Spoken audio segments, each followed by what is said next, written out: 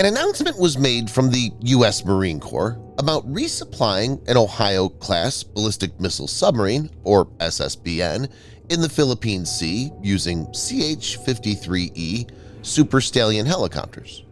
The sub in question is USS Maine.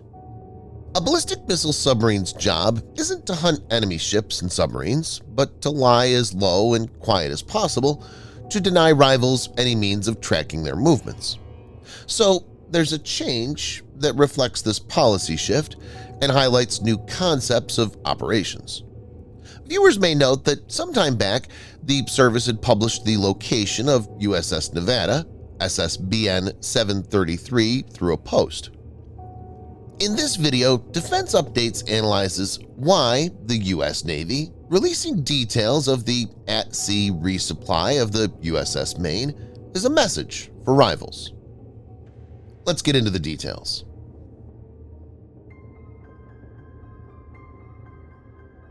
The logic of nuclear deterrence is like this.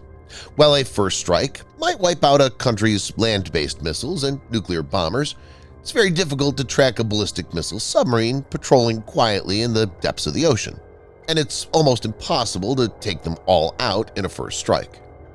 So, ballistic missile submarines deter any enemy from launching a preemptive first strike.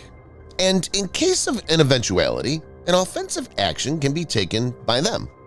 This is why their locations are always kept guarded.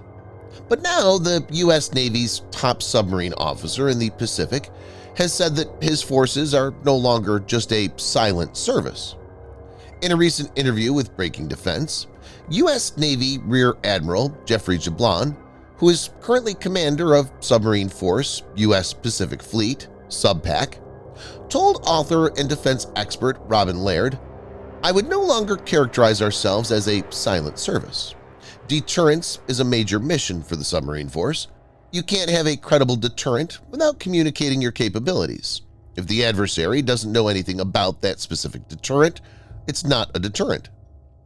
This demonstrates a growing inclination within the U.S. Navy to openly address the operations of its Ohio-class missile submarines and various other types, aiming to deter potential adversaries, especially China.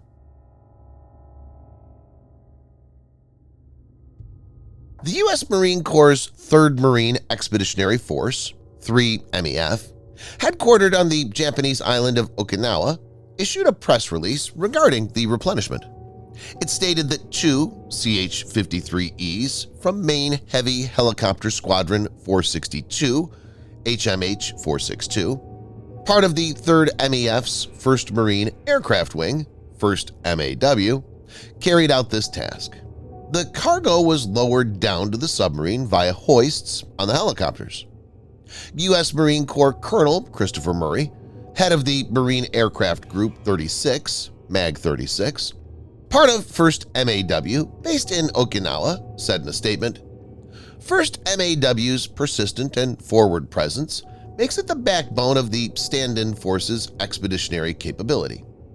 The intricacies of seamlessly sustaining the force through naval integration and aviation-delivered logistics is a testament to our adaptability, readiness, and ability to project power within the Indo-Pacific. Utilizing Marine units for resupplying Navy submarines, including Ohio SSBNs, could potentially serve as an additional means to leverage Expeditionary Advanced Base Operations, EABO, which is centered along the concept of a stand-in force, or SIF, that aims to have American assets operate effectively within an opponent's strike envelope."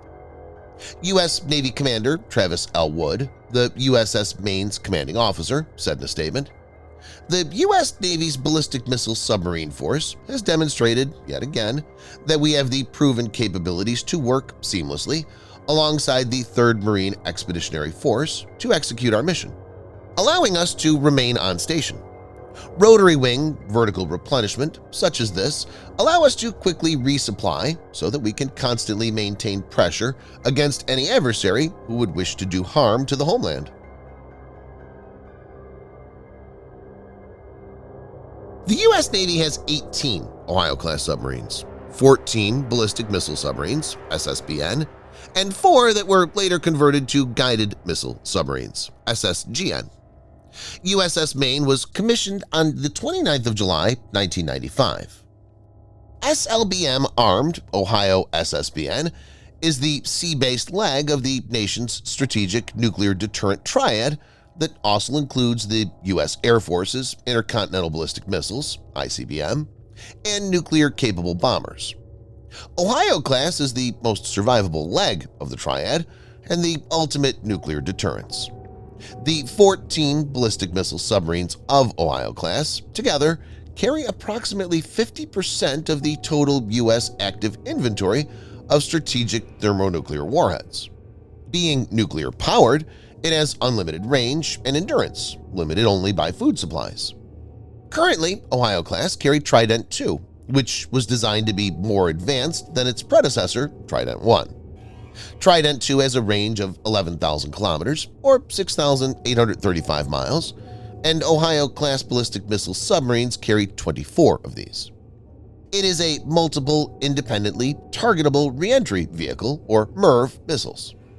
Each Trident II can carry up to 14 W-88 475 kiloton warheads or 14 W-76 100 kiloton warheads.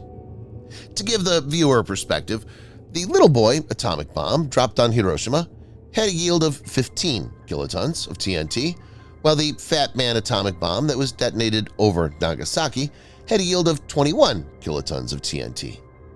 In short, a full salvo from USS Maine, which can be launched in less than 1 minute, could unleash up to 24 multiple 8, in other words, 192 nuclear warheads.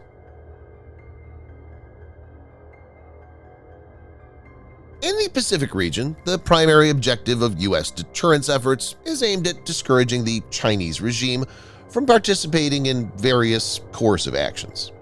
Within the U.S. government, concerns have been escalating in recent years regarding the possibility of the Chinese military invading Taiwan well before the decade's end. Importantly, the U.S. military's efforts to deter potential adversaries in the Pacific extend beyond China. These public submarine deployments and displays of power not only serve as signals to North Korea, but also provide reassurance to American allies and partners. The U.S. Navy's submarine operations and its growing transparency regarding its activities are not limited to the Pacific region. There has been a notable increase in publicly announced U.S. submarine movements in Europe and the Middle East as well, with clear intentions of sending signals to Russia and Iran, respectively. The message is clear.